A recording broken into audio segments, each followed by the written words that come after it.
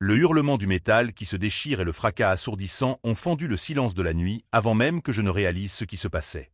J'ai écrasé la pédale de frein, mon cœur bondissant dans ma gorge tandis que je regardais une boule de feu zébrer le ciel sans étoiles. Un petit jet privé, traînant une épaisse fumée et des flammes, piquait dangereusement vers les eaux sombres de la baie, juste au-delà de la route côtière. En un instant écœurant et hypnotique, l'appareil a percuté la surface noire avec un sifflement explosif de vapeur. L'impact a fait trembler le sol sous mes pieds. Pendant un battement de cœur, je suis resté figé derrière mon volant, observant avec horreur le fuselage brisé qui flottait, puis commençait à sombrer dans les vagues tumultueuses. Au moment où j'ai ouvert ma portière avec fracas, l'adrénaline avait consumé toute paralysie. J'ai dévalé la pente vers le rivage rocheux, manquant de me tordre la cheville sur le terrain accidenté. Mon pouls martelait mes tempes. Mon Dieu! Oh mon Dieu! Un avion était dans l'eau, et quelqu'un pouvait être encore en vie à l'intérieur. Sans une seconde de réflexion, j'ai sorti mon téléphone de ma poche avec des mains tremblantes et j'ai composé le 112, criant des détails haletants à l'opérateur sur un crash au large de la route de la Corniche, près de la borne kilométrique 7. Le vent glacial de l'océan a traversé mon mince t-shirt alors que je jetais le téléphone de côté et enlevais mes chaussures. Il n'y avait pas de temps à attendre les équipes de secours. Chaque seconde comptait. Me débarrassant de mon lourd sweat à capuche, je me suis plongé dans l'eau glaciale. Le choc du froid a coupé l'air de mes poumons. Mais je me suis forcé à continuer, mes bras et mes jambes brassant les vagues d'encre. L'eau salée giclait dans ma bouche, amère et saumâtre. Au loin, dans l'obscurité, l'épave se dessinait. Une silhouette déchiquetée contre la faible lueur d'une brume éclairée par la lune. « Allô » ai-je crié entre deux respirations saccadées, crachant de l'eau de mer Y. A-t-il quelqu'un? Vous m'entendez? Ma voix a résonné inutilement sur le clapotis des vagues et le grondement sourd de quelque chose qui brûlait. Une nappe de carburant et de cendres recouvrait la surface, remplissant mes narines de l'odeur âcre de la fumée et des produits chimiques. En toussant, je me suis approché à la nage, prenant soin d'éviter les éclats de métal et les morceaux de céleri déchirés qui flottaient. Une aile dépassait de l'eau à un angle bizarre, comme le membre d'une bête mourante. Le reste disparaissait rapidement dans les profondeurs. Réfléchis, Ava, réfléchis. Prenant une grande inspiration, j'ai plongé, les yeux ouverts malgré la brûlure du sel. Dans la pénombre verdâtre et inquiétante sous l'eau, j'ai distingué les hublots brisés du cockpit et la forme sombre d'un homme encore attaché à son siège. Des bulles s'échappaient de sa bouche entr'ouverte. Son temps était compté. Mes poumons me brûlaient alors que je me frayais un chemin à l'intérieur par une fissure déchiquetée dans le fuselage. J'ai attrapé l'épaule de l'homme. Son corps était mou, sa tête penchée contre le siège. Pas mort, s'il vous plaît. Pas mort. J'ai passé un bras sous ses aisselles et j'ai tiré. Il était coincé par la console écrasée et toujours ceinturé. L'avion a gémi autour de nous, le métal grinçant sous la pression de l'eau qui s'engouffrait. La panique a commencé à m'envahir. Tâtonnant dans le noir, j'ai trouvé le déverrouillage de la ceinture de sécurité et j'ai appuyé. Le harnais a cédé et tout le poids de l'homme s'est affaissé sur moi. J'ai failli perdre ma prise lorsque le sol s'est incliné brusquement. Les restes du jet coulaient plus vite maintenant. En donnant de puissants coups de pied, je l'ai traîné à travers l'ouverture du cockpit. Des éclats de verre ont éraflé mes jambes et le rugissement du sang dans mes oreilles s'est intensifié. Avance. Avance. La lumière a explosé dans ma vision lorsque nous avons refait surface. J'ai haleté et toussé, aspirant le doux oxygène. La tête de l'homme ballottait contre mon épaule, mais j'ai entendu un son humide et étranglé de sa gorge. Une toux. Il respirait à peine. Un mélange de soulagement et de détermination m'a envahi. Passant un bras fermement autour de sa poitrine, j'ai commencé la nage ardue vers le rivage, le remorquant tandis que les vagues nous malmenaient. Mes muscles brûlaient et mes dents claquaient violemment au moment où mes pieds ont trouvé les bas-fonds rocheux. Avec mes dernières forces, je l'ai hissé sur la plage de galets. Nous nous sommes effondrés juste hors de portée de la marée. Je l'ai retourné sur le dos, ignorant la douleur qui criait dans mes épaules. La lueur de la lune éclairait son visage. Un visage fort, pâle et immobile, avec un sourcil sombre et des pommettes saillantes. Il devait avoir la trentaine. Une entaille sur sa tempe suintait de sang, et sa peau était d'un gris mortel. J'ai pressé mes doigts tremblants sur le côté de son cou. Un pouls faible mais présent. Sa poitrine se soulevait à peine. De l'eau gargouillait de ses lèvres. Ma formation a pris le dessus sur la panique. Incliner la tête. Dégager les voies respiratoires. J'ai scellé ma bouche sur la sienne et lui ai donné 2 insufflations. Sa poitrine s'est soulevée faiblement sous sa chemise trempée. Positionnant mes mains, j'ai commencé les compressions. « Allez » ai-je plaidé à voix haute, la voix brisée. Restez avec moi. Vous allez vous en sortir. Après une douzaine de compressions, il a convulsé et a toussé un jet d'eau de mer. J'ai tourné sa tête sur le côté alors qu'il vomissait faiblement, expulsant l'océan de ses poumons. Un rire de soulagement tremblant m'a échappé. Il était en vie. Au loin, de faibles sirènes hurlaient, probablement les gardes-côtes ou les pompiers répondant à mon appel. Les yeux de l'homme se sont ouverts en entendant le son. Juste des fentes d'un gris acier sous de lourdes paupières. Sa main s'est soudainement tendue, agrippant mon poignet avec une force surprenante. J'ai crié, manquant de tomber en arrière. Non, pas d'hôpital, a-t-il râpé. Sa voix était à peine audible. Un son rauque, mais urgent. Un accent, épais et indéfinissable dans son état affaibli, a transformé ces simples mots en un ordre. Pas d'hôpital.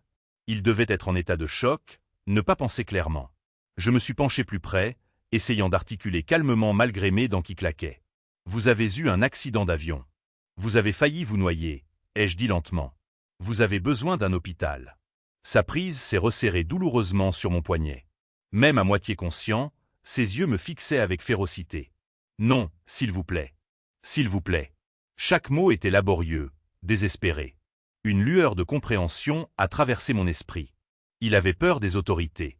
Instinctivement, j'ai jeté un coup d'œil sur lui, une chemise de luxe déchirée, un pantalon de costume détrempé, et sous sa veste, un holster d'épaule attaché sur sa poitrine.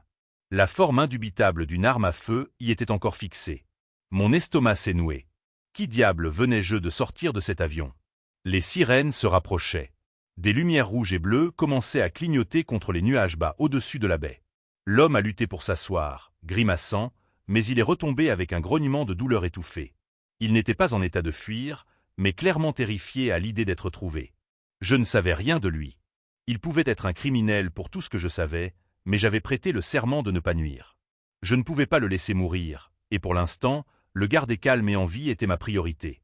L'esprit en ébullition, j'ai pris une décision en une fraction de seconde.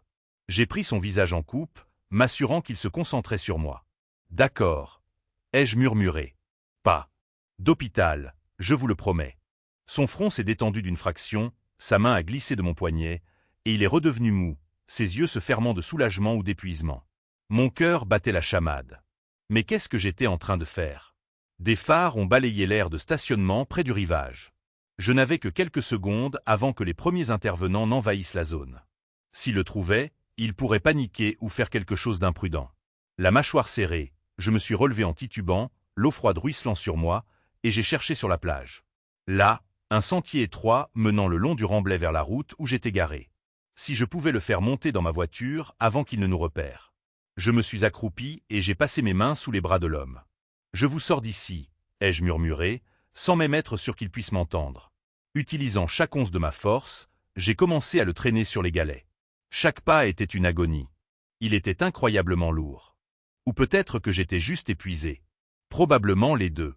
Nous avons gravi la pente, trébuchant et glissant sur l'herbe mouillée et le sable. Des brindilles et des rochers pointus coupaient mes pieds nus. Derrière moi, des faisceaux de lampes de poche dansaient sur l'eau, tandis que des voix criaient. Ils ne nous avaient pas encore repérés. Encore un petit effort. Enfin, haletante, j'ai atteint ma voiture sur le bord de la route. Appuyant l'homme contre la portière passager, j'ai réussi à l'ouvrir et à le hisser à l'intérieur avec beaucoup d'effort. Ses vêtements trempés ont imbibé le siège. Il a gémi faiblement alors que je l'attachais, mais ses yeux sont restés fermés. Une voix masculine a appelé depuis la plage. « Et, il y a quelqu'un là-haut. » Mon sang s'est glacé. Il montait par le sentier. J'ai doucement poussé le torse de l'homme vers le bas pour qu'il s'affaisse hors de vue derrière le tableau de bord. Puis j'ai fermé la portière passager et je me suis précipité du côté conducteur. Attrapant mon téléphone et mes chaussures abandonnées, je me suis glissé derrière le volant.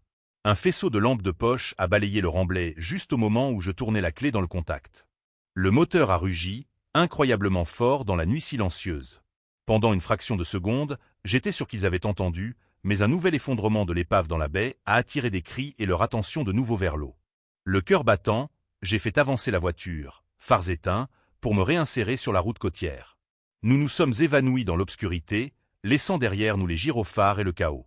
Mes mains étaient crispées sur le volant, mon corps mouillé frissonnant violemment contre le siège.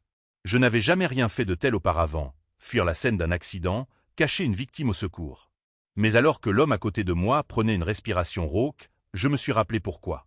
Pour le meilleur ou pour le pire, je venais de devenir la bouée de sauvetage de cet étranger. Je conduisais avec le chauffage à fond, essayant de le garder au chaud et conscient. Ses yeux restaient fermés, sa tête ballottant contre l'appui-tête. Je lui parlais en conduisant, divagant des assurances, n'importe quoi pour le rattacher à ce monde. Tenez bon, d'accord? Vous vous en sortez très bien. Je vous emmène dans un endroit sûr. 20 minutes plus tard, je me suis garé dans l'allée de gravier de mon petit pavillon loué à la périphérie de la ville. Le quartier était sombre et calme à cette heure tardive. La maison la plus proche était à 100 mètres en bas de la colline. Dieu merci pour les petites faveurs. Pas de regards indiscrets pour assister à cela.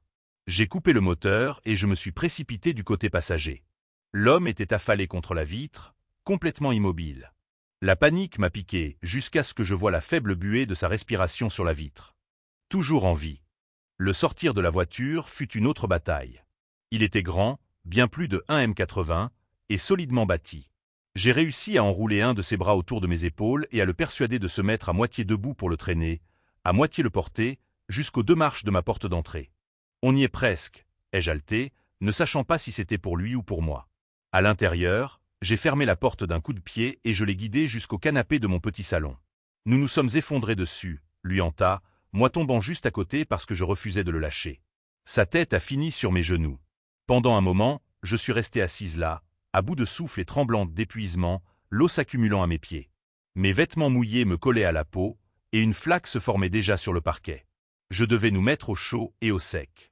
Avec un grognement, je me suis dégagé de sous lui, posant doucement sa tête sur un coussin. Il n'a pas bougé, à part un faible gémissement dans sa poitrine. À la lumière de la lampe, il avait l'air encore pire que sur la plage. Peau cireuse, cette entaille sur sa tempe suintant toujours de sang, lèvres teintées de bleu par le froid. Je devais agir vite. D'abord, j'ai attrapé la couverture polaire drapée sur le dossier du canapé et je l'ai enroulée fermement autour de lui.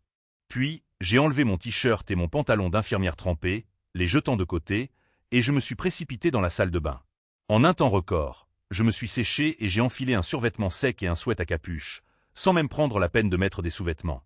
Dès que j'ai commencé à me réchauffer, des frissons ont parcouru tout mon corps. J'ai serré les dents pour les empêcher de claquer, tandis que je retournais en courant dans le salon. L'homme n'avait pas bougé d'un pouce. Je me suis accroupi à côté du canapé et j'ai de nouveau vérifié son pouls à son cou. Toujours là, un peu plus stable même. Sa peau semblait légèrement moins glaciale grâce à la couverture et au chauffage à fond. Maintenant, évaluer ses blessures. Concentration. J'étais de nouveau en mode infirmière, la formation l'emportant sur l'émotion. Sur la table basse, je gardais une trousse de premiers secours de base. Être infirmière aux urgences signifiait être toujours prête pour les égratignures et les urgences mineures. Ce soir, elle devrait suffire pour un survivant de crash d'avion. J'ai enfilé des gants en latex et j'ai doucement écarté la couverture pour l'examiner. Ses vêtements étaient un désastre. Une chemise blanche de luxe déchirée, autrefois chère, maintenant trempée et striée de sang. Un pantalon de costume sombre sur mesure. Ce holster d'épaule en cuir attaché sur sa large poitrine, tenant toujours une arme de poing élégante. La vue de l'arme m'a fait hésiter. J'avais soigné de nombreux patients traumatisés avec des armes sur eux. Des policiers, même occasionnellement des membres de gang, mais avoir un étranger armé chez moi était un tout autre niveau de risque. Il est inconscient, me suis-je rassuré. J'ai soigneusement détaché le holster et l'ai mis, avec l'arme, de côté à l'autre bout de la table basse. Sous le holster, j'ai remarqué de légères cicatrices sillonnant son torse mince et des ecchymoses fraîches assombrissant son côté gauche. Quelle que soit la violence qui l'avait déchiré, elle n'avait ni commencé ni fini avec le crash. J'ai trouvé un portefeuille dans sa poche arrière et je l'ai ouvert.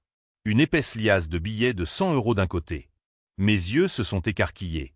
De l'autre, un permis de conduire de Paris. Le nom indiquait Nikolaï Federov, 34 ans. La petite photo montrait un homme aux cheveux sombres au regard sévère, sans aucun doute l'homme sur mon canapé. Il y avait aussi quelques cartes de crédit noir avec juste son nom et une carte de visite blanche avec seulement un numéro de téléphone, pas de nom d'entreprise ou de titre, rien pour indiquer qui il était vraiment. J'ai tout remis en place. Nikolaï. Le nom résonnait dans ma tête. Europe de l'Est, peut-être russe. Cela expliquerait l'accent. Mais que faisait un homme comme lui dans un jet privé au-dessus de la baie au milieu de la nuit? Les questions pouvaient attendre. Je devais d'abord le soigner. En commençant par la blessure à la tête, j'ai nettoyé la coupure sur sa tempe avec des lingettes antiseptiques. Il a tressailli et a fait un bruit sourd quand je l'ai tamponné, mais ne s'est pas réveillé. C'était une lacération superficielle. Pas même besoin de point de suture. J'ai appliqué une compresse de gaz dessus et l'ai fixée avec du ruban adhésif. Ensuite, j'ai passé doucement mes mains sur ses bras et le long de sa cage thoracique, à la recherche de fractures. Il avait de profondes ecchymoses sur le côté gauche et a sifflé doucement quand j'ai appuyé là. Des côtes fêlées, peut-être, mais pas cassées, sinon il souffrirait davantage. Son poignet droit était enflé et violacé, peut-être une mauvaise entorse en se crispant pendant le crash. Je l'ai enveloppé fermement dans un bandage élastique. Sa respiration était assez stable, et son rythme cardiaque rapide, mais pas alarmant. Les blessures internes restaient une préoccupation, mais son abdomen était souple quand je l'ai palpé légèrement. Un autre faible grognement de sa part, mais ses réflexes étaient intacts. Je réalisais que j'avais retenu ma respiration en travaillant, comme si le moindre bruit pouvait briser cette paix fragile. Me voilà, à genoux dans mon salon à minuit, soignant un homme mystérieux qui portait une arme et menait clairement une vie dangereuse. L'adrénaline du sauvetage s'était estompée, remplacée par un lourd poids d'incertitude. Et maintenant, je ne pouvais pas le garder ici pour toujours, mais je ne pouvais pas non plus le déposer aux urgences avec un mot.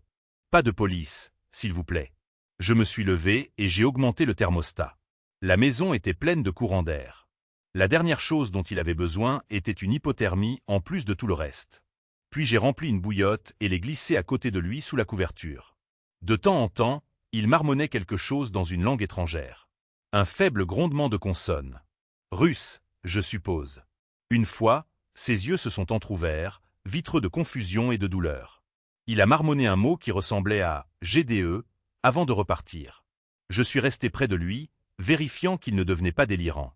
Si son cerveau enflait ou s'il avait une blessure à la tête plus grave que je ne le pensais, je devais le savoir. Mais après cette brève explosion, il est resté calme et immobile. L'épuisement a commencé à me gagner alors que l'adrénaline de la crise diminuait. J'étais trempé, pieds nus et épuisé. J'ai rapidement essuyé le sable et l'humidité restant de mes jambes, puis je suis allé à la cuisine pour un verre d'eau. Ma gorge était irritée par le sel et les cris. En avalant l'eau fraîche, j'ai repéré mon téléphone sur le comptoir. Un nœud d'anxiété s'est formé. Plusieurs appels manqués et textos éclairaient l'écran. De l'opérateur du 112, d'une collègue inquiète après avoir entendu parler d'un crash sur mon chemin de retour, de mon chef se demandant pourquoi je ne m'étais pas présenté pour mon service, et de la maison de retraite où vivait ma grand-mère. Il vérifiait si j'allais bien.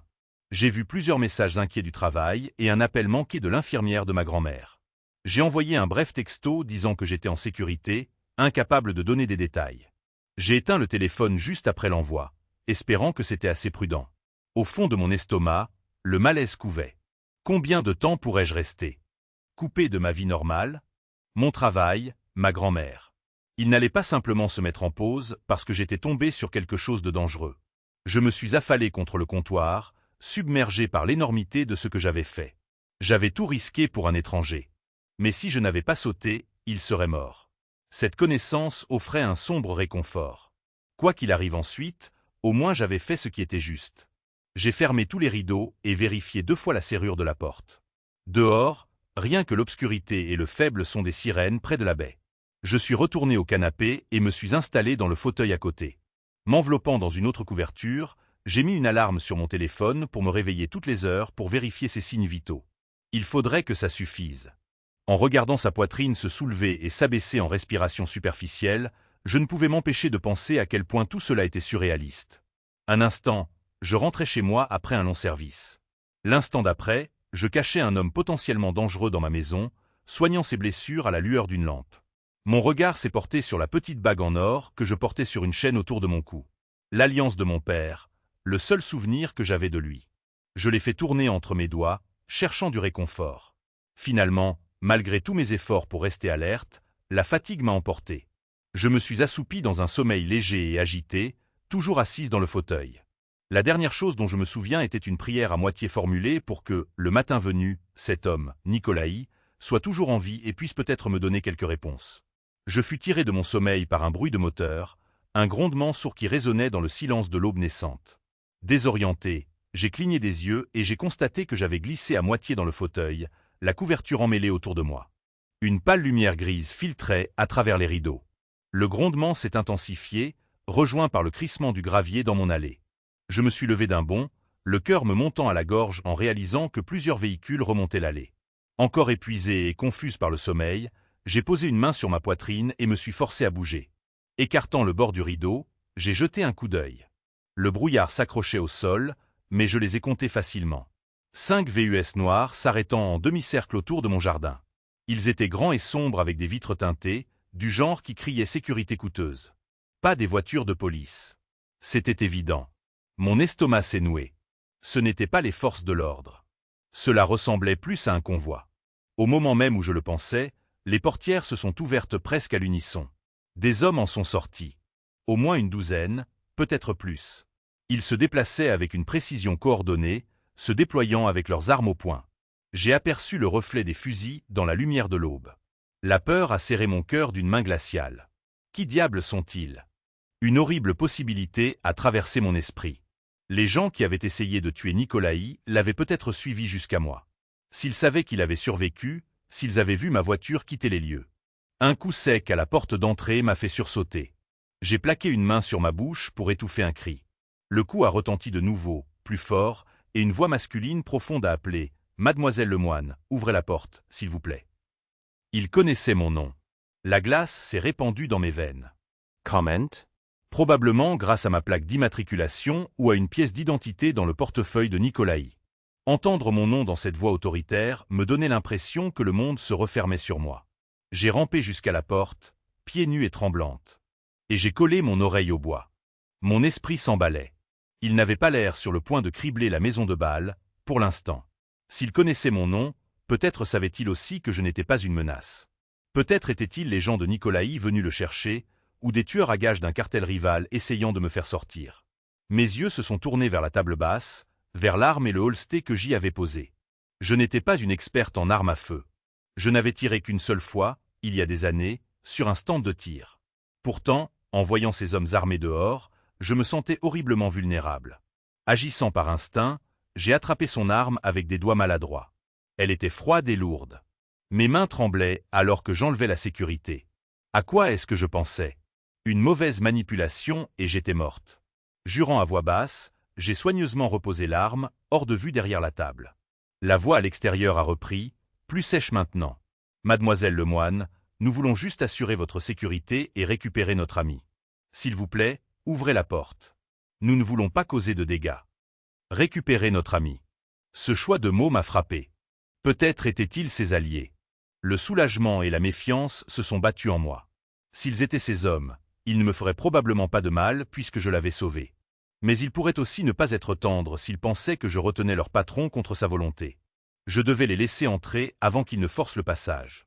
Prenant une profonde inspiration, j'ai appelé à travers la porte. Comment savoir que vous ne me voulez pas de mal? Comment savoir que vous êtes de son côté? Une pause. Puis la même voix a répondu, un peu plus doucement. Nous avons suivi le véhicule depuis le lieu de l'accident jusqu'à cette adresse.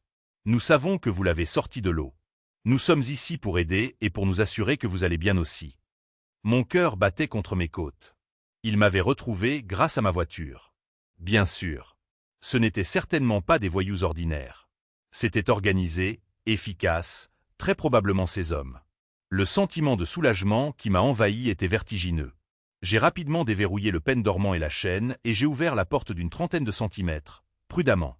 2 grands hommes en costume sombre se tenaient sur mon porche, chacun tenant une mitraillette pointée vers le sol. Ils se sont tendus, leurs yeux me parcourant, puis passant par-dessus mon épaule à l'intérieur. J'ai levé les mains dans un geste apaisant. Je suis Ava Lemoine. Ai-je lâché, la voix mal assurée. Lui, Nicolaï, est à l'intérieur. Il est en vie. Je l'ai sorti du crash. Je suis infirmière. Il est blessé mais stable. S'il vous plaît, ne tirez pas. J'essayais seulement d'aider. L'homme le plus proche de moi, un blond avec une fine cicatrice sur la joue, a incliné la tête. Son regard était intense, mais pas hostile. Mademoiselle Lemoine, nous comprenons. Merci. Il a fait un signe de tête à son partenaire pour qu'il baisse complètement son arme. Pouvons-nous entrer? J'ai hoché la tête à la hâte et j'ai reculé. À peine l'avais-je fait que le reste de l'équipe s'est déplacé rapidement. 2 autres hommes sont apparus, se glissant derrière la première paire tandis que d'autres restaient à l'extérieur, les yeux scrutant les menaces. Mon salon confortable s'est soudainement senti bondé d'étrangers grands et armés. Nicolaï, a soufflé l'homme blond en se précipitant vers le canapé. Il s'est agenouillé à côté de son patron et a doucement touché son épaule. Tizivois, a-t-il murmuré en russe. On aurait dit, tu es vivant. Les yeux de Nikolaï se sont entr'ouverts. Depuis combien de temps était-il réveillé? Il avait l'air hébété, mais a réussi à esquisser un fantôme de sourire pour le blond. Je vais bien. Kirill, a-t-il râpé. Grâce à mademoiselle Lemoine. Il a tourné la tête, cherchant jusqu'à ce qu'il me trouve, hésitante près du mur. Son regard, bien que vitreux de douleur, a trouvé le mien avec une sorte de réconfort. Kirill, comme le blond s'appelait apparemment, a suivi la ligne de mire de son patron et m'a fait un signe de tête bref de gratitude. Puis il n'était plus qu'efficacité, vérifiant les bandages et les blessures de Nikolaï avec des mains expertes.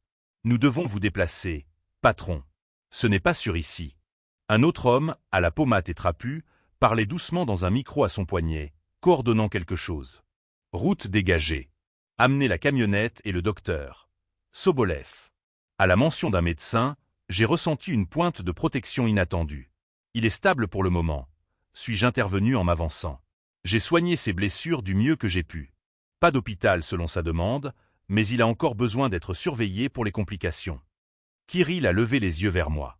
Au début, son visage était impassible, mais quelque chose dans mon ton a dû l'impressionner car il a hoché la tête. Compris. Nous avons un endroit sûr avec des installations médicales. Nous prenons le relais. Je me suis mordu la lèvre, l'anxiété montant. Après tout ça, je n'étais pas sûr de pouvoir simplement leur confier Nikolaï et m'en aller. Mais quel choix avais-je? J'avais fait ma part. Maintenant, ses propres gens, des professionnels à en juger par leur apparence, pouvaient s'occuper de lui correctement. C'était là que mon implication devait prendre fin. C'est ça. 2 hommes sont revenus avec une civière et une trousse médicale. Sous la direction de Kirill, ils ont doucement placé Nikolaï sur la civière. Il a serré les dents, étouffant un grognement alors que le mouvement bousculait ses blessures. J'ai instinctivement bougé pour aider, tenant la poche de perfusion que l'un d'eux avait commencé et avertissant « Attention à son côté gauche, possiblement des côtes fêlées ». Kirill m'a jeté un regard de légère surprise, mais a ajusté sa prise en conséquence. Une fois Nikolaï attaché, ils ont soulevé la civière. Il a attrapé ma main à ce moment-là, serrant faiblement. « Vous m'avez sauvé », a-t-il dit, la voix tendue mais ferme, ses yeux gris tempête fixés sur les miens avec une intensité qui me clouait sur place. « Merci. » L'émotion a gonflé dans ma poitrine. J'ai serré sa main. « Reposez-vous. Vous allez vous en sortir. » Il a hoché la tête, me relâchant alors qu'il commençait à se diriger vers la porte. J'ai suivi, le cœur se tordant de façon inattendue.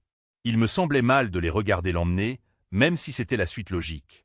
Ils ont roulé la civière jusqu'à un VUS en attente qui avait reculé jusqu'à mon Porsche. On aurait dit qu'il l'avait transformé en une ambulance de fortune. Équipement médical et moniteur prêt à l'intérieur. Un homme aux cheveux gris en gilet de tricot, le médecin, est monté et a commencé à vérifier les signes vitaux de Nikolaï avec une compétence énergique. Kirill m'a fait signe de monter à l'arrière du même VUS. J'ai hésité, me serrant les bras. Autour de nous, les autres hommes se déployaient, terminant un balayage du périmètre, déjà en mode professionnel. Si j'allais avec eux, je laisserais tout ce qui m'était familier derrière moi et me mettrais entièrement entre leurs mains. Si je restais, eh bien, je n'étais même pas sûr que ce soit une option. Nikolaï, entendant apparemment quelque chose à travers le haillon arrière ouvert, a levé une main faiblement. « Ava, venez !» a-t-il râpé. Cela a réglé la question. Décidant que j'étais allé aussi loin, je suis monté sur la banquette arrière. Kirill a pris le siège du conducteur, un autre garde à ses côtés. Le convoi a rugi. Alors que nous nous éloignions de ma petite maison, j'ai aperçu mon reflet dans le rétroviseur. Visage pâle, cheveux en bataille, yeux écarquillés de fatigue et d'incertitude. Moins de 12 heures auparavant, j'étais une anonyme terminant un long service aux urgences.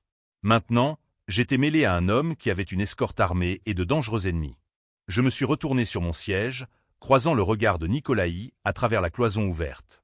Il m'a offert le plus faible des hochements de tête rassurants avant de fermer les yeux alors que le médecin lui murmurait quelque chose.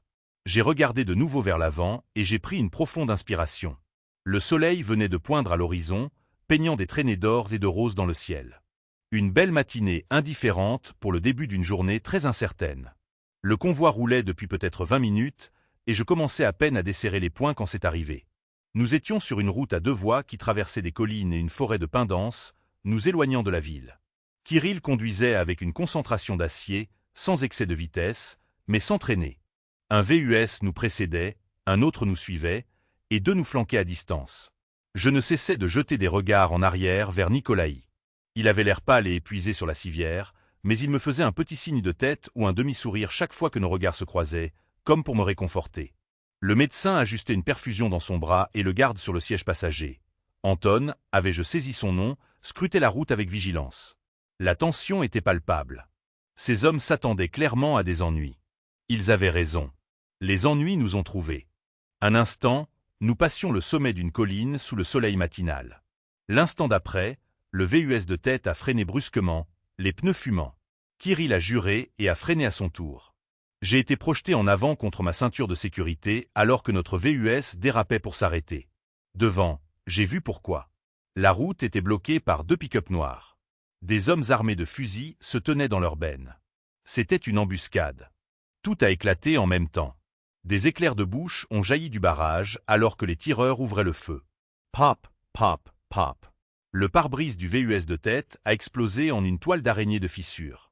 Kirill a tiré sur le volant, essayant de faire marche arrière ou de nous faire faire demi-tour, mais d'autres camions nous avaient bloqués par l'arrière.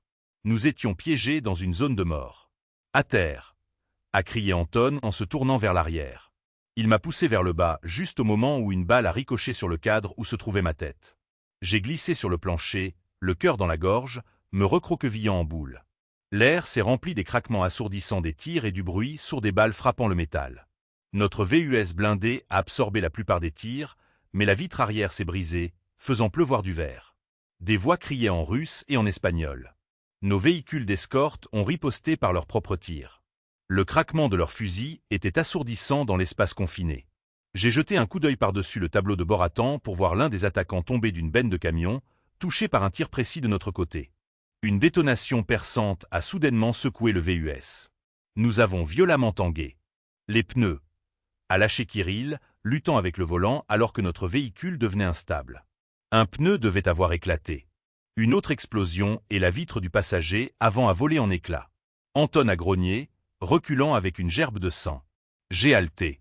Anton était touché.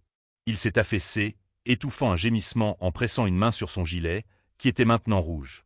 Je me suis relevé du sol, mes instincts s'enflammant. Des éclats de verre ont mordu mes paumes, mais je les ai à peine sentis. « Accrochez-vous » a crié Kirill. Il a appuyé sur l'accélérateur, fixant l'un des pick-up devant. J'ai à peine eu le temps de m'agripper à une poignée avant que nous ne le percussions. Le fracas du métal et le crissement des pneus étaient assourdissants. Notre lourd VUS a écrasé le plus petit camion sur le côté, dégageant un passage étroit. « Allez, allez !» a aboyé Kirill dans sa radio. Le VUS de tête, cabossé mais en mouvement, s'est élancé à travers l'ouverture. Notre VUS a suivi de près sur sa roue endommagée. Les véhicules d'escorte restants ont fourni un tir de couverture, mitraillant la lisière de la forêt et l'autre camion. Au milieu du chaos, j'ai entendu un bruit étranglé à côté de moi. Anton. Du sang suintait entre ses doigts là où il serrait son épaule. Sans réfléchir, j'ai arraché mon sweat à capuche, l'ai mis en boule et l'ai pressé contre sa blessure. Il a grimacé, mais m'a fait un signe de tête reconnaissant, gardant son pistolet près dans son autre main.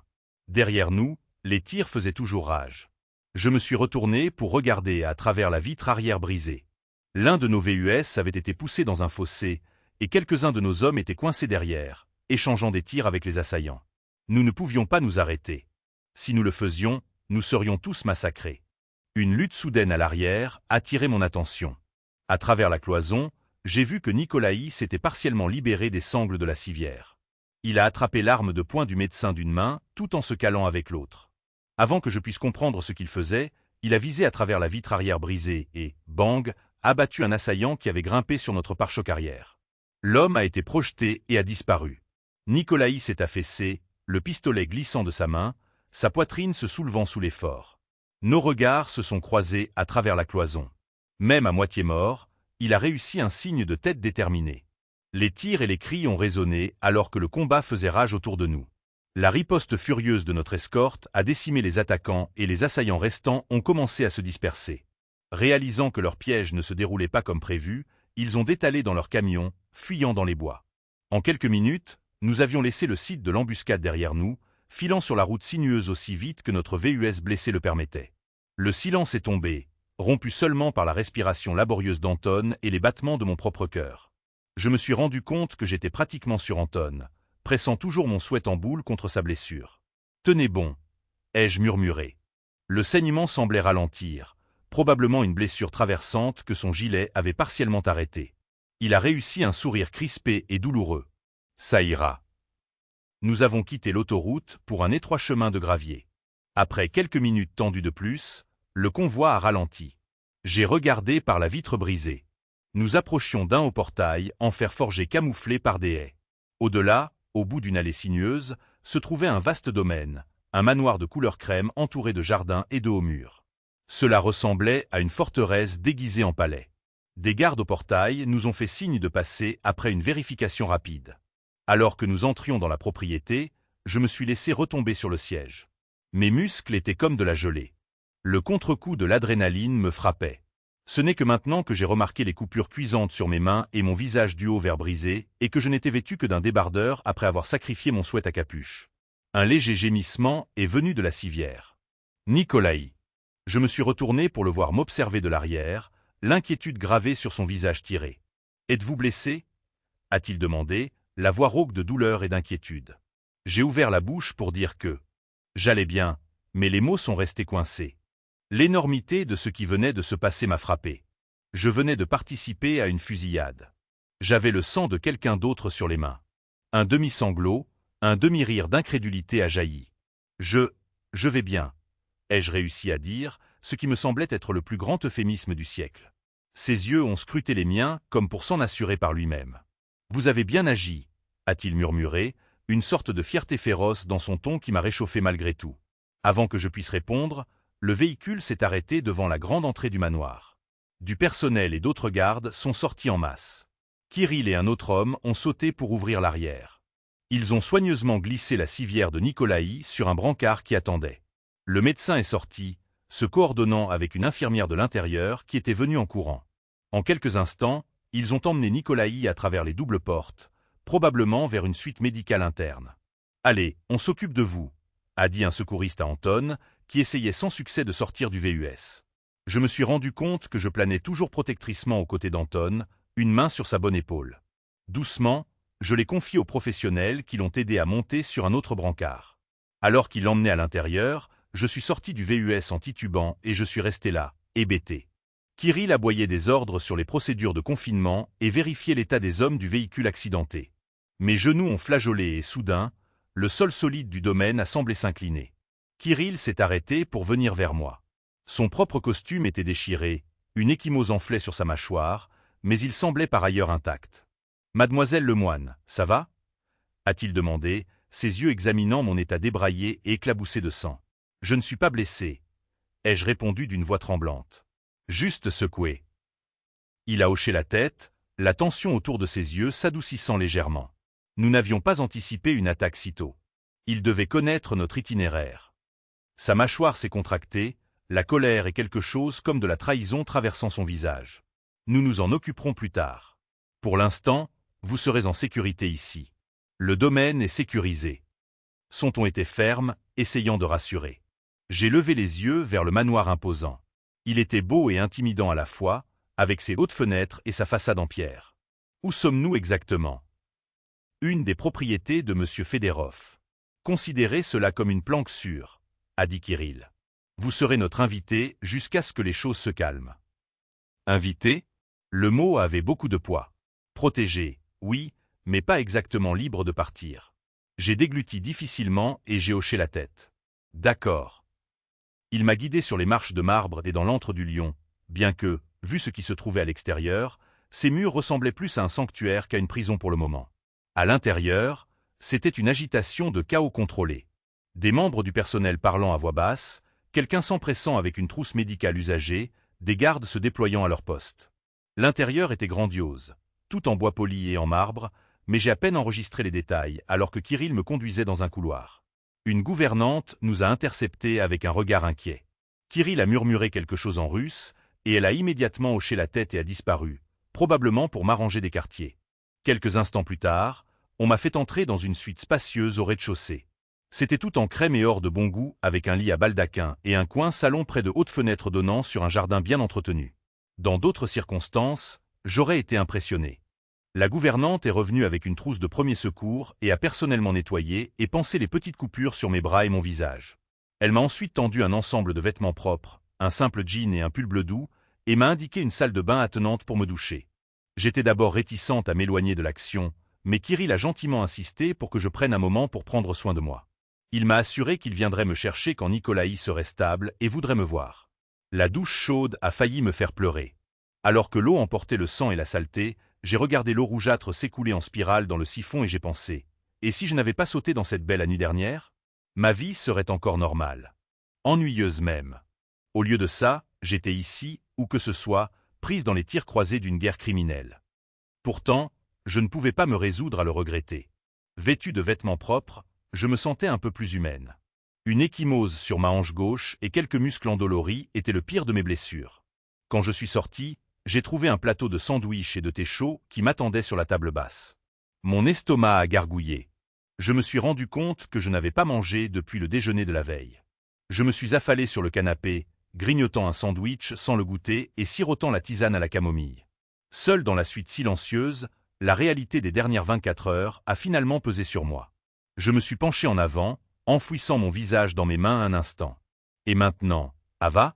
Mon ancienne vie me semblait à des millions de kilomètres. Comment allais-je expliquer cette absence à mon patron? À ma grand-mère? Désolé, j'étais occupé à être poursuivi par des tueurs à gages de cartel. Pas vraiment une excuse valable. Un léger coup à la porte m'a fait me redresser et essuyer à la hâte mes yeux. Oui, quelques larmes de surmenage avaient coulé. Kirill est entré, l'air visiblement soulagé de me trouver calme. « Mademoiselle Lemoine », dit-il en souriant presque. « Nikolaï est réveillé et demande à vous voir. » J'ai expiré un souffle que je ne savais pas que je retenais et j'ai hoché la tête. « Montrez-moi le chemin. » Il m'a conduite à travers un labyrinthe de couloirs jusqu'à une autre aile du manoir. 2 gardes se tenaient devant une série de doubles portes qui s'ouvraient sur ce qui ressemblait à une chambre convertie en salle de convalescence. Des moniteurs médicaux bourdonnaient et une poche de perfusion était suspendue à un support. Nikolaï était allongé, adossé à une montagne d'oreillers sur un lit king size, torse nu sous une blouse d'hôpital ample. Des bandages enveloppaient son abdomen et une épaule, mais il avait l'air nettement mieux, propre et plus alerte, une perfusion dans le bras lui administrant des fluides ou des analgésiques. Le personnel médical est discrètement sorti à mon approche. Soudain, incertaine de ma place, je suis resté à quelques mètres du lit. « Bonjour », me suis-je aventuré doucement. « Vous avez l'air mieux. » Un coin de sa bouche s'est relevé en un semblant de sourire. « J'entends dire que je vous dois encore cela, » dit-il. Sa voix était encore rauque, mais plus forte. J'ai haussé les épaules, réussissant un petit sourire. J'ai eu de l'aide cette fois. Ses yeux, plus clairs maintenant et fixés intensément sur moi, semblaient s'imprégner de ma vue, comme pour se rassurer que j'allais vraiment bien. « Venez, asseyez-vous », dit-il en désignant une chaise à côté du lit.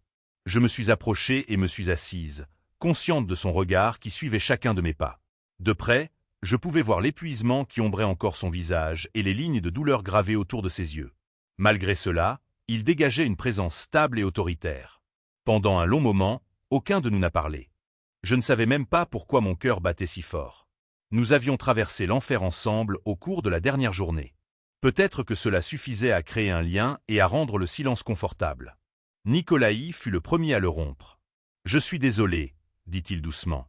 J'ai cligné des yeux. « Pourquoi ?»« Pour tout ce que vous avez enduré à cause de moi. » Sa mâchoire se serra, un éclair de colère contre lui-même, semblait-il, traversant son visage. Je n'ai jamais voulu qu'une innocente soit entraînée là-dedans. J'ai secoué la tête. Vous ne m'avez pas entraîné. J'ai fait mon choix sur cette plage. J'ai offert un sourire timide. Au contraire, c'est probablement moi qui vous ai entraîné. Il a laissé échapper un souffle léger, presque un rire. Néanmoins, vous m'avez sauvé la vie 2 fois maintenant, si je compte cette cascade que vous avez faite dans la voiture.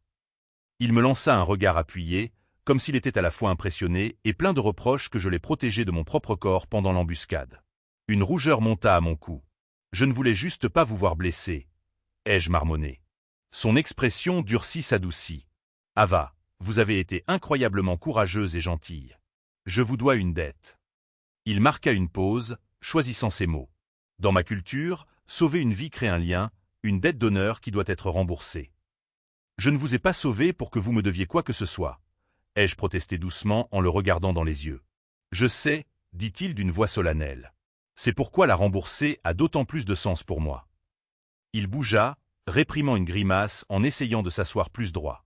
J'ai instinctivement tendu la main pour l'aider à ajuster ses oreillers, et il m'a fait un signe de tête reconnaissant. Une fois installé, il a continué. Je vous promets, sur ma vie, qu'aucun mal ne vous arrivera pour ce que vous avez fait. Je m'en assurerai. Je vous crois, ai-je répondu. Et je le pensais. Malgré tout, mon instinct me disait que je pouvais faire confiance à cet homme, du moins pour ma sécurité. Un fantôme de sourire effleura ses lèvres. Bien, expira-t-il lentement.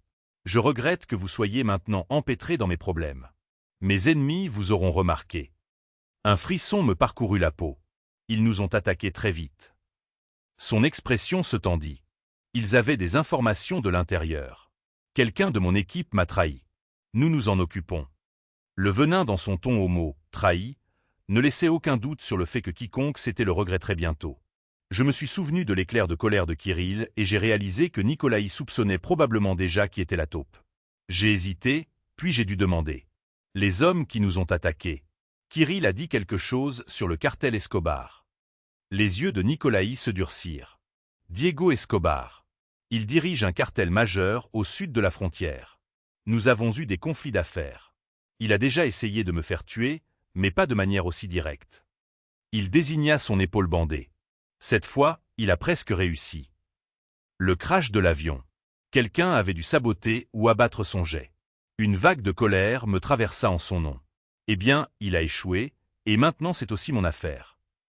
Un sourire ironique se dessina sur les lèvres de Nikolaï. On dirait presque que vous vous portez volontaire. J'ai réalisé comment cela avait sonné et j'ai rougi. Je veux juste dire, je ne vais pas m'enfuir et tout raconter. Je veux aider si je peux. Après tout, je suis en quelque sorte de votre côté maintenant. Il me regarda avec une expression indéchiffrable, puis tendit doucement la main et prit la mienne. Mon souffle se coupa au contact chaud et solide de ses doigts autour des miens. « Vous avez aidé plus que je ne pourrai jamais le rembourser, » dit-il à voix basse. « Mais je pourrais quand même vous demander une faveur. »« N'importe quoi, » ai-je dit avant de réfléchir, et son sourcil se leva de légère surprise devant mon empressement. J'ai essayé de me rattraper. Je veux dire, dans la limite du raisonnable. Cela m'a valu un sourire sincère, bien que petit. Il baissa les yeux sur nos mains jointes, son pouce caressant distraitement le dos de la mienne, envoyant un picotement agréable le long de mon bras. Quand je serai rétabli, j'aimerais vous remercier convenablement. Peut-être autour d'un dîner, si vous me le permettez. J'ai cligné des yeux. De toutes les choses, je ne m'attendais pas à ce qu'il demande ça. Est-ce que Nikolaï Fedorov, chef de la mafia, mortel et redoutable, me demandait nerveusement un rendez-vous? Un battement d'aile s'éveilla dans mon estomac qui n'avait rien à voir avec la peur. Je crois que ça me plairait. Il leva ma main et, à ma grande surprise, déposa un baiser sur mes doigts. Le geste d'un autre temps, combiné à la chaleur de ses lèvres sur ma peau, fit faire un étrange petit bond à mon cœur. Ses yeux rencontrèrent les miens sous ses cils sombres. Alors, c'est une promesse. Un coup à la porte nous a fait sursauter. Nous nous sommes tous les deux tournés alors que Kirill passait la tête, l'air désolé. Je suis désolé d'interrompre, mais nous avons une situation. L'attitude de Nikolaï a changé en un instant. Professionnelle et froide. Qu'est-ce que c'est? Demanda-t-il. Kirill me jeta un coup d'œil, clairement réticent à parler librement devant une étrangère. Quelque chose sur le périmètre sud. Ça pourrait n'être rien, mais ça pourrait être une diversion. Nikolaï a marmonné une malédiction en russe et a libéré ma main à contre-cœur. J'arrive. Alors que Kirill se retirait, Nikolaï se tourna vers moi, la frustration et l'inquiétude se disputant sur son visage. Je dois m'occuper de ça. S'il vous plaît, restez ici ou c'est sûr. J'ai hoché la tête, bien qu'à l'intérieur, je m'agaçais à l'idée d'être de nouveau séquestré. Soyez prudent. Il a réussi un faible sourire rassurant. Toujours. Puis, dans un geste qui fit monter la chaleur à mes joues, il se pencha en avant et déposa un baiser rapide et doux sur mon front, une promesse scellée dans la chaleur. Je suis resté figé une seconde alors qu'il partait avec Kirill, flanqué de 2 gardes. La pièce me parut soudain plus froide sans lui. Je ne voulais pas attendre passivement, mais je savais aussi que je ne ferais probablement que gêner si quelque chose se passait. Pourtant, l'anxiété me rongeait. J'ai fait les 100 pas dans la pièce pendant 1 minute, puis je suis sorti dans le couloir. Les gardes qui y étaient postés avaient disparu, probablement redéployés pour vérifier la brèche du périmètre. Me mordillant la lèvre, j'ai erré dans le couloir, me disant que je me familiarisais simplement avec la maison et que je ne fouinais certainement pas. Avant que je ne m'en rende compte, mes pas m'avaient porté vers l'aile où se trouvait ma chambre. Je suis passé devant une porte latérale légèrement entr'ouverte qui menait à une petite cour intérieure. C'est là que je l'ai entendu, un cri étouffé et le bruit sourd d'une lutte venant de l'extérieur. Le cœur bondissant, je me suis glissé par la porte dans la cour. La lumière du petit matin a révélé deux silhouettes qui se battaient près d'une arcade menant aux jardins arrière. J'ai reconnu l'un d'eux comme étant l'un des gardes du périmètre de Nicolaï. L'autre était un homme trapu en vêtements sombres avec une coupe en brosse. Mon sang se glaça. Yuri, l'un des hommes de Nicolaï du convoi. Il tenait le garde en étranglement. Avant que je puisse bouger ou crier, Yuri a projeté le garde contre le mur de pierre. Le garde est devenu mou et s'est effondré au sol. Yuri s'est retourné et m'a aperçu là, bouche bée. Ses yeux se sont écarquillés de surprise, puis ont brillé de satisfaction. Il avait été pris en flagrant délit de trahison et ne s'en souciait même pas. « Tiens, qui voilà ?» a-t-il dit d'un ton traînant, faisant un pas vers moi. Je ne pensais pas. Je me suis précipité vers la porte. Je n'étais pas assez rapide. Yuri s'est jeté sur moi et a attrapé mon bras d'une prise brutale. « Lâchez-moi !» ai-je crié, me débattant en vain. La panique a déferlé comme de la glace dans mes veines. Il m'a tiré contre lui, un avant-bras sur ma clavicule par derrière pour m'immobiliser. J'ai senti la pression soudaine d'un couteau contre mon flanc. « Crie et je te coupe !» a-t-il sifflé à mon oreille. La terreur m'a traversé comme un éclair. Mon regard a balayé frénétiquement les alentours. J'ai vu d'autres formes bouger juste au-delà de l'arcade. D'autres hommes armés s'infiltraient. Ils avaient dû passer par-dessus le mur pendant la diversion qui se déroulait au périmètre sud. La taupe avait ouvert les portes de l'intérieur. Yuri a commencé à me traîner vers l'arcade. J'ai planté les talons, résistant de toutes mes forces. « Vous ne vous en tirez pas comme ça !» ai-je craché, même si ma voix tremblait. Il a juste ri sous cape. « Oh, je pense que si. Ton petit ami est tombé dans un piège pour toi. Il le refera. » Il y a eu une piqûre dans mon cou. Une aiguille. J'ai haleté, essayant de me libérer, mais il était trop tard. Quelque chose de froid a inondé mes veines. Mes membres sont devenus mous et le monde a basculé. « Non !» ai-je gémi, le combat s'échappant de moi. Yuri m'a rattrapé alors que mes genoux cédaient. « Doucement maintenant !» a-t-il dit presque gentiment, me hissant sur son épaule. J'étais vaguement consciente qu'il me portait à travers l'arcade dans le jardin. Ma vision s'est brouillée, une somnolence, non, une inconscience me griffait. La dernière chose que j'ai vue avant que l'obscurité ne m'emporte, ce sont les bottes de Yuri crissant sur le chemin de gravier et une ligne de tireurs du cartel vêtus de noir se déployant dans la roseraie de Nicolaï. Je me suis réveillé sur une chaise en métal dur, piqué par le jet d'eau glacée qu'on m'avait lancé au visage. Haletante, je me suis redressé d'un coup, clignant des yeux pour chasser l'eau. Mes bras ne bougeaient pas. Ils étaient attachés fermement derrière moi. J'ai regardé autour de moi, le cœur battant, un entrepôt sordide, des néons crus au-dessus. L'odeur d'huile, de rouille et de quelque chose de chimique, de l'essence. Des dizaines de caisses et de barils empilés, et des hommes armés, au moins une douzaine, positionnés tout autour. Un grand homme s'est avancé, jetant de côté un seau maintenant vide. Il portait un costume beige, impeccablement repassé malgré l'environnement crasseux, et avait les cheveux gris fer plaqués en arrière. Une fine cicatrice traversait son sourcil gauche. Il m'a fait un sourire cordial qui n'atteignait pas ses yeux froids et sombres. Mon estomac s'est retourné de reconnaissance. Il correspondait à la brève description de Kirill. Diego Escobar. « Bon retour, señorita » dit Escobar, le ton presque jovial. Il s'est accroupi devant moi et l'un de ses hommes lui a tendu un pistolet qu'il a inspecté nonchalamment. Un plaisir de rencontrer enfin la petite infirmière qui a sauvé Nikolaï Federov. Je l'ai fusillé du regard, la gorge sèche. « Où est Kirill ? Qu'est-ce que vous lui avez fait ?» Escobar a haussé un sourcil, puis a fait un geste négligent. Deux de ses sbires ont traîné quelque chose hors de l'ombre. Kirill. Ils l'ont jeté sur le sol en béton non loin de moi.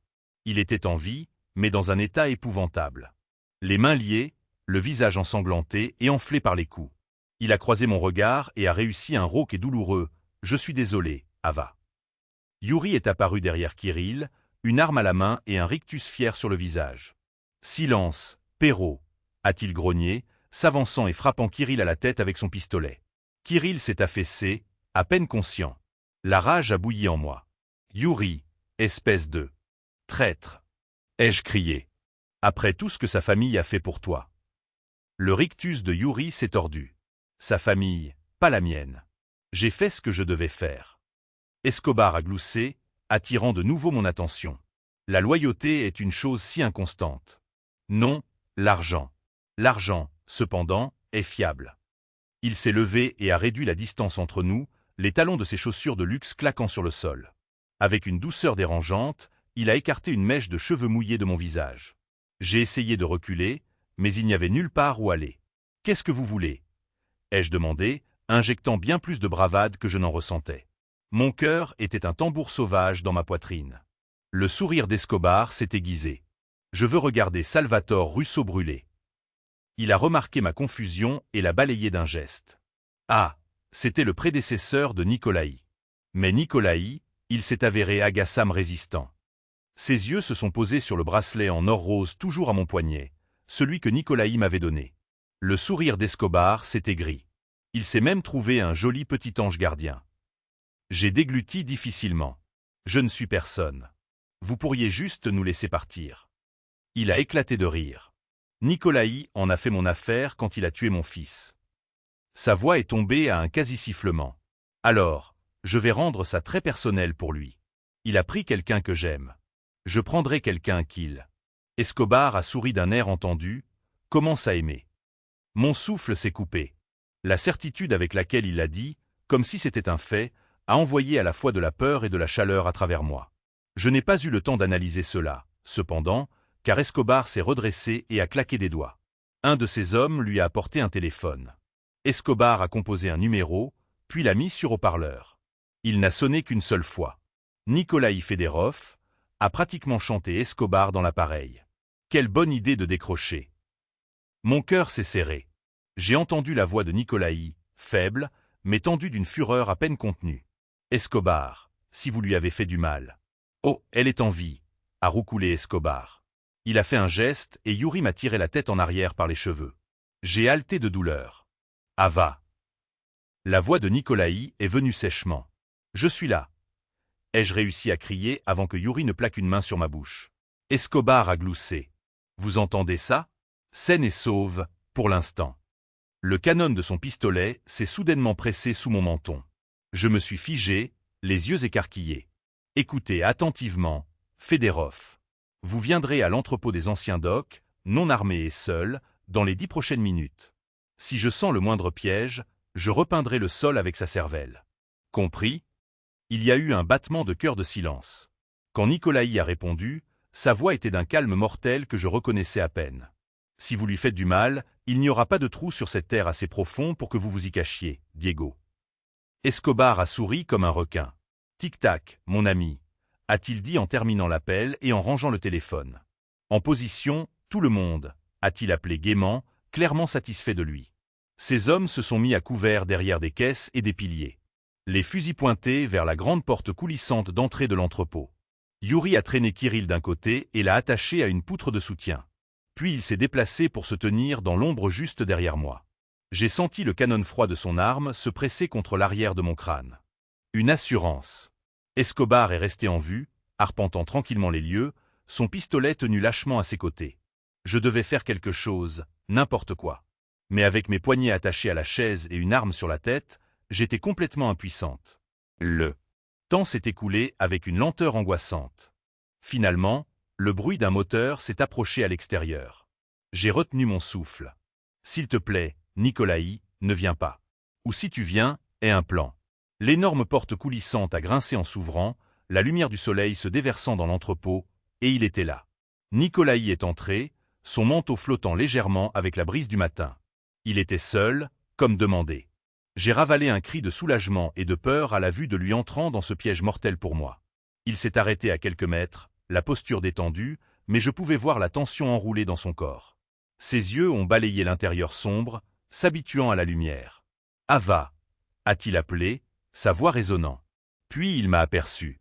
Nos regards se sont croisés, et quelque chose sur son visage s'est fissuré, une inquiétude brute y a éclaté avant qu'il ne la masque. « Pas plus loin » a averti Escobar. Il a émergé de derrière une pile de caisses, son pistolet nonchalamment pointé dans la direction de Nicolaï. Deux de ses hommes de main le flanquaient, fusil levé. La mâchoire de Nicolaï s'est contractée, mais il a légèrement tendu les mains, montrant qu'elles étaient vides. « Tu m'as, Diego. Laisse-les partir. » Escobar a fait la moue. « Pas tout à fait encore. Jette toutes tes armes maintenant ou mon homme lui fait sauter sa jolie tête. » Nicolaï a lentement mis la main dans son manteau, a sorti une arme de poing et l'a jetée, elle a cliqueté sur le sol. Il a de nouveau légèrement levé les bras. Je suis désarmé. Satisfait? J'ai vu ses yeux jeter un bref coup d'œil au-dessus et autour. Évaluait-il les positions? Ou peut-être, espérant qu'il avait caché des renforts comme lors de l'embuscade, j'ai discrètement levé les yeux et j'ai aperçu un mouvement dans les chevrons. Il n'était pas venu seul après tout. Escobar a fait un signe, et un de ses hommes a fouillé Nicolaï brutalement, puis a reculé et a hoché la tête. Bueno, a souri Escobar. Maintenant, où en étions-nous? Ah oui, la vengeance. Diego, dit Nicolaï d'un ton égal. Ta querelle est avec moi. Laisse-la partir. Escobar s'est déplacé derrière moi, posant sa main libre presque affectueusement sur mon épaule. J'ai tressailli. Tu tiens à cette femme, Nicolaï. Après seulement quelques jours, a-t-il gloussé. Touchant. Cela rendra cela d'autant plus poignant. Nicolaï a fait un pas en avant, la colère ondulant sur son visage. Instantanément, une douzaine d'armes ont cliqueté alors que les hommes d'Escobar le visaient. Il s'est arrêté. Yuri a appelé Escobar. Viens dire bonjour. De derrière moi, Yuri est entré dans le champ de vision de Nicolaï, gardant son pistolet braqué sur moi.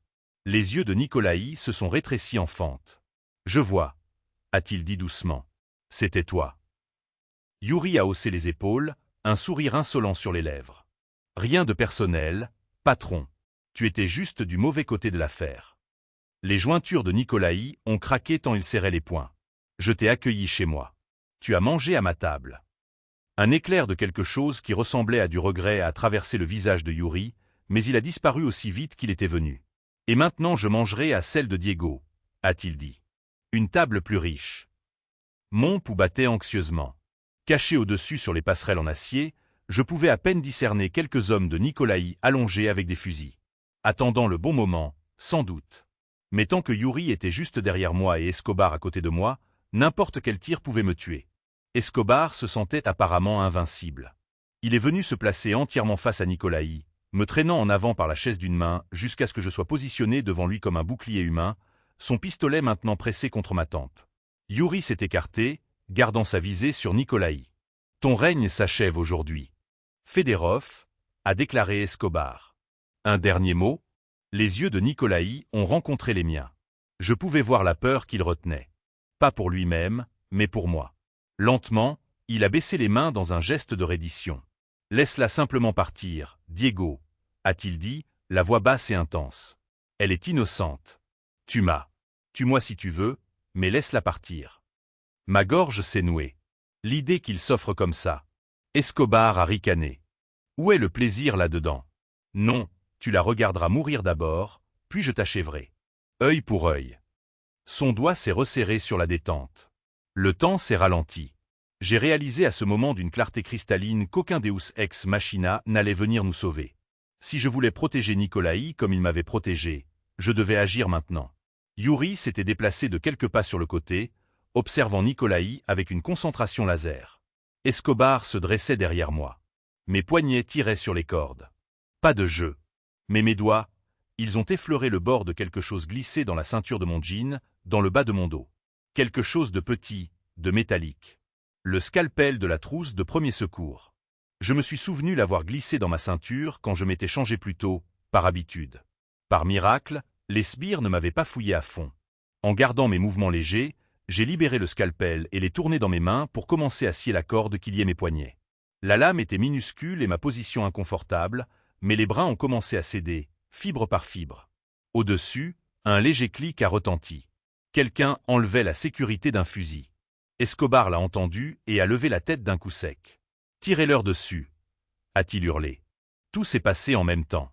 Le fusil d'un sniper a craqué depuis les chevrons, éliminant l'un des hommes d'Escobar dans une gerbe de sang. Les tirs ont éclaté, une cacophonie assourdissante. Les balles ont ricoché sur le métal et ont fait voler des éclats de bois. Escobar a juré et m'a tiré de la chaise, nous faisant pivoter tous les deux derrière un pilier en béton pour nous mettre à l'abri.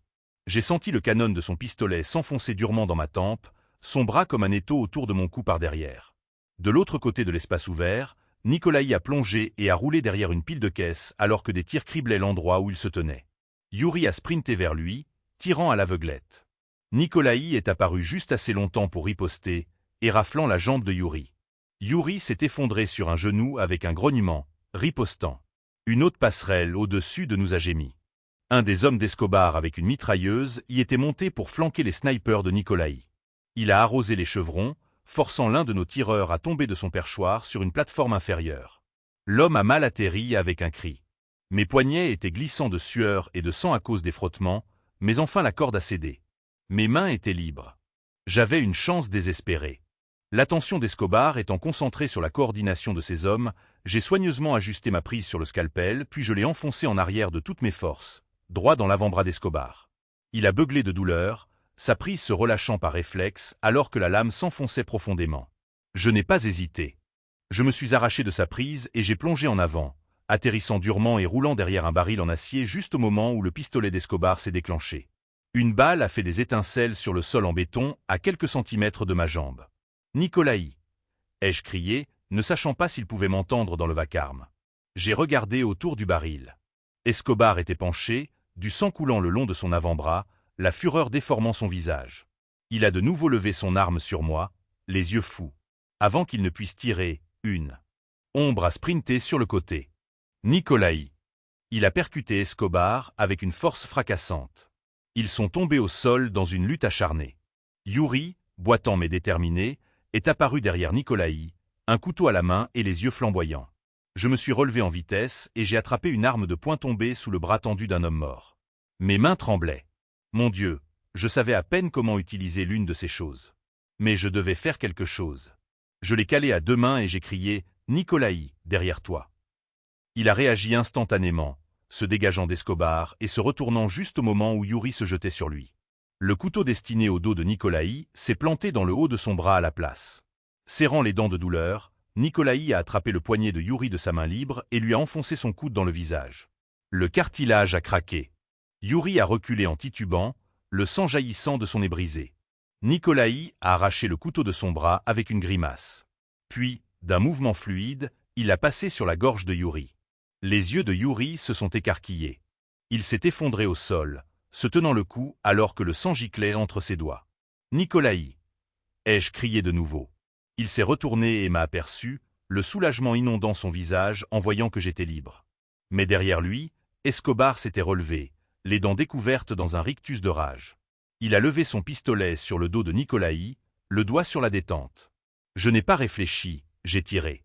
Le recul a failli m'arracher l'arme des mains, mais ma balle a touché sa cible, atteignant Escobar en pleine poitrine. Il a chancelé, les yeux devenant vitreux de choc. Nikolaï, réalisant ce qui s'était passé, s'est retourné juste à temps pour voir le chef du cartel tomber lourdement au sol. Le pistolet d'Escobar a cliqueté en tombant de sa main. Tout est devenu étrangement silencieux. Les seuls sons étaient les râles humides d'Escobar et le crépitement d'un petit incendie qui commençait là où une balle perdue avait enflammé une flaque de carburant. Ces hommes restants gisaient morts ou avaient fui. J'ai baissé le pistolet avec des bras tremblants. Il est tombé lourdement au sol de mes doigts mous. Mon Dieu, j'avais tiré sur quelqu'un. Nikolaï s'est précipité à mes côtés, ignorant son propre bras en sang. Ses mains ont pris mon visage en coupe, le relevant. « Ah va, ça va. » Ses yeux ont scruté les miens frénétiquement, comme s'il ne croyait pas que j'étais vraiment là, debout. J'ai laissé échapper un sanglot étouffé et j'ai jeté mes bras autour de lui. « Je vais bien, » ai-je réussi à dire, la voix épaisse. « Et vous ?» Il a expiré un souffle qui était presque un rire et m'a écrasé contre lui. Rien qui ne guérira pas, je pouvais le sentir trembler légèrement alors qu'il pressait ses lèvres dans mes cheveux. « Vous êtes incroyable. » Des sirènes hurlaient au loin. Probablement que quelqu'un dans le quartier avait entendu la fusillade et appelé la police.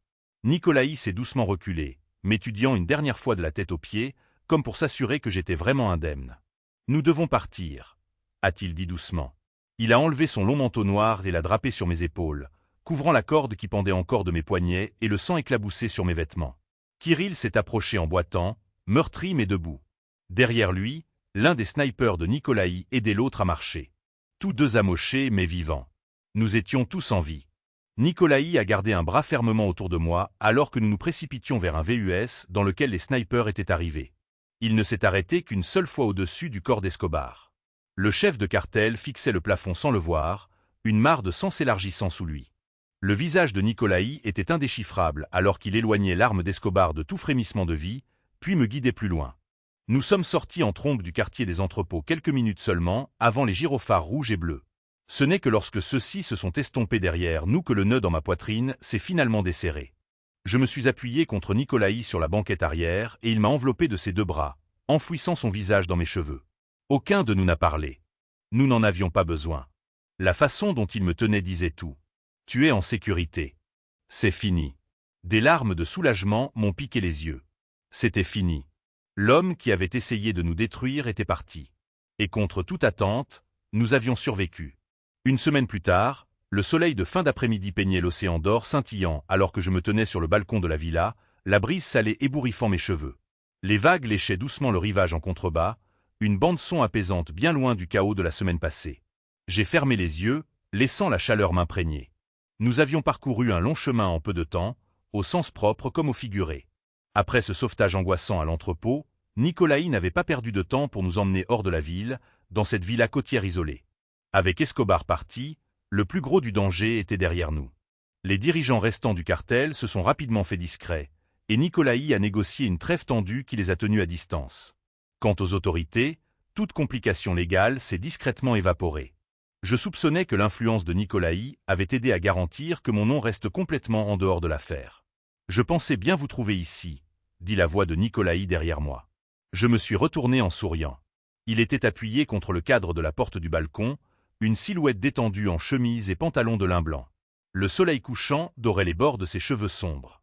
Il avait l'air en meilleure santé, ses blessures guérissaient, la couleur était revenue sur son visage.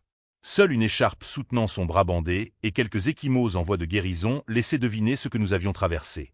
Je lui ai tendu une tasse de thé que je lui avais versée. « Rejoignez-moi. » Il s'est approché et a pris la tasse, mais au lieu de boire, il a posé et a passé son bras valide autour de ma taille. Je me suis blotti contre lui avec un soupir de contentement. Nous sommes restés un moment en silence confortable, regardant les vagues scintiller. « Comment vous sentez-vous » ai-je demandé en penchant la tête vers lui. Son regard était doux. Reconnaissant, a-t-il dit simplement. J'ai haussé un sourcil. Pourquoi ? Sa main a doucement saisi mon menton et il s'est penché, déposant un tendre baiser sur mes lèvres. Pour ça, a-t-il murmuré. Vous, vivante, ici avec moi. Mon cœur a battu la chamade, les derniers cauchemars de la semaine se dissipant sous la chaleur de ce baiser. J'ai passé mes bras autour de son cou, faisant attention à son épaule en guérison, et je l'ai approfondi. Nous nous étions embrassés d'innombrables fois depuis ce jour, mais chaque baiser était toujours aussi électrique et précieux que le premier. Quand nous nous sommes finalement séparés, j'ai posé mon front contre le sien, souriante. Je ne vais nulle part, vous savez. Son bras s'est légèrement resserré autour de moi. Je pourrais quand même garder quelques gardes sur vous, au cas où, a-t-il taquiné, bien qu'il y eût une part de vérité dans la protectivité qui ne quittait jamais tout à fait ses yeux. J'ai fait semblant de soupirer d'exaspération. Surprotecteur, vous. Vous me pardonnerez, a-t-il dit avec un sourire en coin. Puis son expression est devenue sérieuse, sa voix tombant à un murmure rauque. Ava, j'ai failli vous perdre. Je ne veux plus jamais ressentir ça. Ma poitrine s'est serrée au souvenir de son visage quand il a cru qu'Escobar allait appuyer sur la détente. J'ai pris sa joue en coupe, passant mon pouce sur une légère cicatrice. Nous sommes en sécurité maintenant, ai-je dit doucement. Ensemble. Il a tourné la tête pour déposer un baiser dans ma paume. Ensemble, a-t-il fait écho. Nous sommes restés là, enlacés, alors que le soleil descendait plus bas. C'était incroyable à quel point la vie avait changé en si peu de temps. J'ai pensé à l'infirmière timide que j'avais été, vivant tranquillement avec mes routines et mes traumatismes persistants. Et j'ai pensé à l'homme fort et farouchement loyal à mes côtés. Autrefois un étranger, maintenant bien plus. Le destin nous avait réunis de la manière la plus improbable. Un accident d'avion, un sauvetage, une lutte pour nos vies. Aussi fou que cela puisse paraître, je n'échangerai rien de tout cela, car cela m'a mené à lui. « À quoi pensez-vous » a demandé Nicolaï, observant mon expression pensive. Je lui ai souri. Je pensais juste que je comprends enfin pourquoi j'étais sur cette plage cette nuit-là. « Ah oui » a-t-il dit, haussant un sourcil, intrigué. Je me suis mise sur la pointe des pieds et l'ai embrassé une fois de plus, doucement. « J'étais là pour vous sauver » ai-je murmuré contre ses lèvres. Et peut-être, juste peut-être, pour me sauver moi aussi. L'émotion a traversé son visage. Quelque chose comme de l'amour, profond et lumineux. Il n'a pas eu besoin de prononcer les mots. Je pouvais les sentir dans la façon dont il m'a doucement serré contre sa poitrine et a posé son menton sur le dessus de ma tête. En dessous de nous, l'océan s'étendait, vaste et inconnaissable. L'avenir aussi était grand ouvert. Je ne me faisais aucune illusion, ce ne serait pas simple. La vie avec un chef de la mafia ne pourrait jamais l'être. Mais je savais avec une certitude inébranlable que je ne l'affronterais pas seul. Alors que le soleil glissait sous l'horizon, Nicolaï et moi sommes restés enlacés. Deux survivants liés d'abord par le hasard, puis par le choix. Dans la cadence paisible des vagues, j'ai juré que je pouvais entendre les échos du vœu que nous vivions désormais. Se protéger et se chérir l'un l'autre, quelles que soient les tempêtes à venir. Et ensemble, nous le ferions.